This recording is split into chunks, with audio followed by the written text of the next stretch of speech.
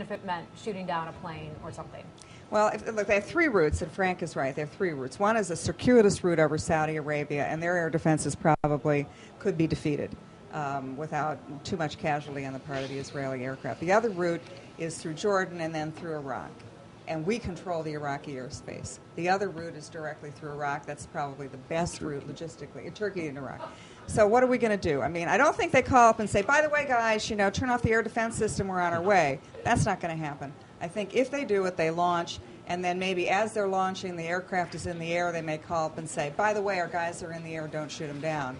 But I cannot see politically the United States shooting down Israeli aircraft. This makes me think it's not going to happen. I'm starting to agree with you. I think that there's so much uncertainty. I can't see, the idea that the U.S. would shoot down an Israeli plane is unthinkable.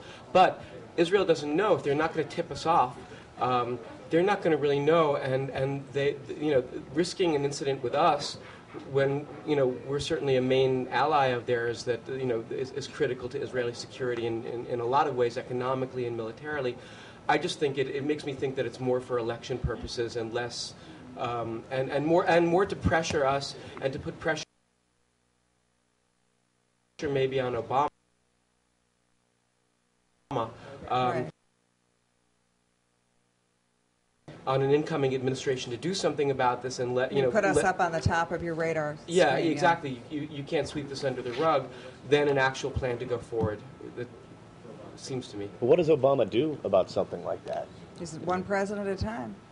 You mean when he's president, what does he do exactly about when he comes Iran or about the Iranian nuclear problem? Right, exactly, the Iranian nuclear problem. Well, I think that's going to be one of the toughest foreign policy choices the new president's going to face. No question in my mind. How do you deal with Iran? And I feel absolutely confident that if the president follows our habits of the past and says Iran is one problem, a nuclear problem, you've had it. You're not going to get there. The Iranians are going to stick behind their position, and we're not going to blast them loose. We're not going to mobilize the kind of sanctions and allied power that would move them. It doesn't exist. I think what you're going to have to do is take a step back and look at Iran, where it is strategically in the region. What is the political approach? How do we de-escalate the tensions with Iran? How do we give them a sense that we and they are going to live together in peace?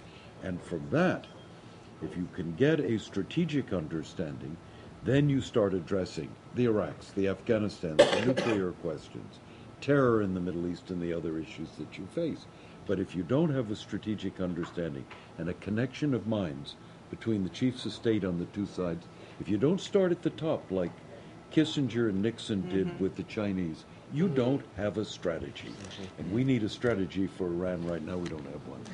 What's interesting about on the foreign policy front is that the European right was much more in favor, I believe, of Hillary Clinton than they were of Barack Obama being elected. Right. And the European and the Middle Eastern left, or the more extreme forces, were actually more in favor of an Obama presidency. I think he does more to quell the negative views of America. And so it will be interesting to see what happens. Can he capitalize on that, you mean? Yeah. Can he take advantage of that? Well, no. I actually mean that if we want to de-escalate the debate in the Middle East, that Obama may actually be the better presence to do it than Hillary Clinton.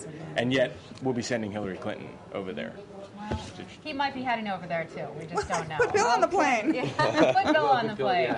Star Power Plus Strategy. Okay, well, thanks for joining us today on the Strategy Room. We're going to say goodbye to our guests, but first I want to read a couple final emails on the issue of religion and the atheist sign put up in Washington State's Capitol.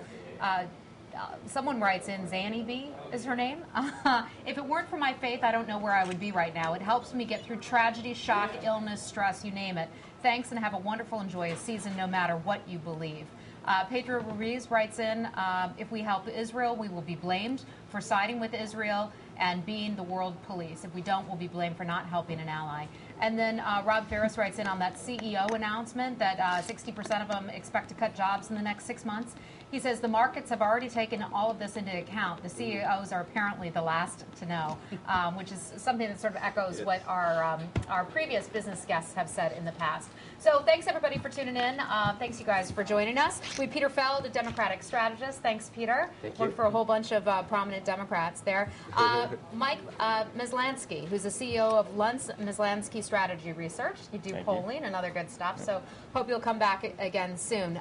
Trace Anderson, who's the Chief of Staff to New York Senator Andy Lanza, who is a Republican here in New York State, and they are still getting phone calls about the bailout, which is great, even though they have nothing to do with it. But if you need somebody to call and vent to, call his office. Your boss will just love that. Finally, want to thank and welcome Ambassador Frank Wisner. He was the former ambassador to India, Egypt, and the Philippines, and he's a former undersecretary the State Department and also at the Department of Defense as well. So thank you. You have a very interesting history past and perspective on all of this. So I hope you'll come back again. Thank you. Soon. And of course, KT McFarland, who is best known not for her work at the Department of Defense, but for DEFCON 3 with KT. DEFCON 3, have you seen her new video blog that she has? This week she is talking about India and Pakistan, India and Pakistan and the Mumbai terrorist attacks and what it means for the future of terrorism. Yeah, so if you, like a lot of other people, are big fans of KT, check out DEFCON 3 with KT. It's on foxnews.com. And I'll see you back here tomorrow at 10:30 a.m. Eastern Time.